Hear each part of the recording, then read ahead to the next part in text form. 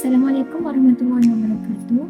Pada hari ini, kami akan kongsikan kajian yang telah kami lakukan tentang kejadian air melalui perspektif Al-Quran dan sains.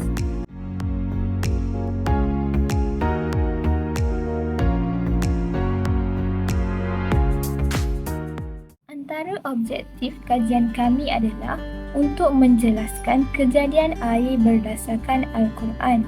Selain itu, mengkaji asal-usul, sifat dan peranan air dari perspektif sains. Kejadian air dari segi perspektif sains. Air adalah sebatian kimia dengan formula H2O, bermakna ia terdiri daripada dua atom hidrogen dan satu atom oksigen. Ia adalah cair luksina, tidak berbau, tidak berasa, yang penting untuk kembalikan bentuk kehidupan di bumi.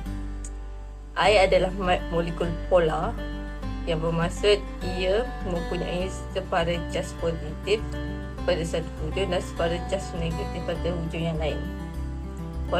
Polariti ini membolehkan molekul air membentuk satu ikatan hidrogen tinggi antara satu sama lain yang memberikan air sifat unik seperti tegangan permukaan air yang tinggi, takat didih yang tinggi dan keupayaan untuk melarutkan banyak bahan. Air juga merupakan pelarut universal, bermakna ia boleh melarutkan pelbagai jenis bahan termasuk garam, gula, asid dan gas. Selain kepentingannya untuk kehidupan, air juga memainkan peranan penting dalam banyak proses seperti proses semula jadi, seperti terjadinya corak cuaca, hakisan dan getaran air. Kejadian air menurut perspektif Al-Quran adalah penciptaan air oleh Allah sebagai salah satu unsur kehidupan yang penting. Air dianggap sebagai rahmat dan berkah dari Allah yang memberi kehidupan dan kesuburan kepada makhluknya. Antara contoh ayat Al-Quran yang berkaitan dengan kejadian air adalah dalam surah An-Nur ayat 45, Allah berfirman yang bermaksud, dan Allah menciptakan setiap binatang daripada air, maka sebahagian daripadanya merangkak di atas perutnya dan sebahagian lagi berjalan dengan dua kaki dan sebahagian lagi dengan empat kaki.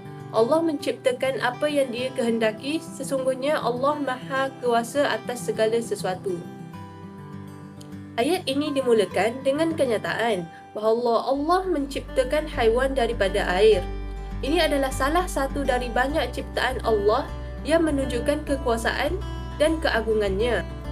Al-Quran secara keseluruhan menekankan pentingnya air dalam penciptaan dan kehidupan serta keagungan Allah yang termanifestasi dalam keanekaragaman ciptaannya.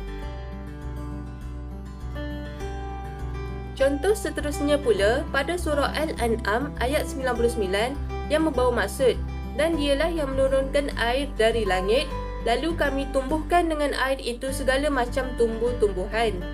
Maka kami keluarkan dari tumbuh-tumbuhan itu tanaman yang menghijau. Kami keluarkan dari tanaman yang menghijau itu butir yang banyak, dan dari mayang kurma yang mengurai tangkai-tangkai yang menjulai, dan kebun-kebun anggur, dan kami keluarkan pula zaitun dan delima yang serupa dan tidak serupa. Perhatikanlah buahnya pada waktu berbuah dan menjadi masak. Sungguh, pada yang demikian itu adalah tanda-tanda kekuasaan Allah bagi orang-orang yang beriman. Permulaan ayat ini menunjukkan kekuasaan Allah menurunkan air dari langit, yakni hujan, untuk menyuburkan tanaman sehingga tanaman menghijau dan menghasilkan sumber makanan kepada makhluk-makhluk lain. Ayat ini mengajak manusia untuk merenungkan keagungan ciptaan Allah dan melihat kekuasaannya untuk membangkitkan rasa syukur dan keimanan pada Allah sebagai pencipta yang maha kuasa. Dan terdapat banyak lagi contoh-contoh yang kita boleh dapatkan daripada Al-Quran tentang kejadian air. Kesimpulannya, berdasarkan contoh ayat-ayat ini, Allah menjelaskan bahawa Dialah yang telah menciptakan segala sesuatu termasuk makhluk hidup dan tumbuhan dari air. Air merupakan sumber kehidupan yang Allah anugerahkan dari langit untuk menyuburkan bumi ini dan memberi makanan kepada makhluk hidup di muka bumi ini. Maka dapat disimpulkan bahawa Allah Subhanahu wa Ta'ala menciptakan air sebagai sumber kehidupan yang sangat penting bagi semua makhluk ciptaannya, meskipun haiwan, tumbuhan atau manusia. Kalau tanpa rahmat Allah Subhanahu wa Ta'ala menurunkan hujan dari langit, nescaya seluruh alam ini akan musnah, kekeringan dan kehidupan akan berakhir. Semoga daripada penjelasan kami yang sangat terang dapat meningkatkan lagi keyakinan terhadap kebesaran kekuasaan Allah Subhanahu wa Ta'ala serta menambahkan lagi rasa syukur dengan segala pemberian rahmat daripada Allah. Pada surah Al-Anbiya ayat 30 yang bermaksud, dan apakah orang-orang kafir tidak mengetahui bahawa langit dan bumi keduanya dahulunya menyatu, kemudian kami pisahkan antara keduanya dan kami jadikan segala sesuatu hidup berasal dari air, maka mengapa mereka tidak beriman, malah menjadikan patung sebagai Tuhan mereka. Wabillahi taufiq wal hidayah. Wassalamualaikum warahmatullahi wabarakatuh. Sekian daripada kami yang telah membentangkan tajuk kejadian air daripada perspektif Al-Quran dan sains.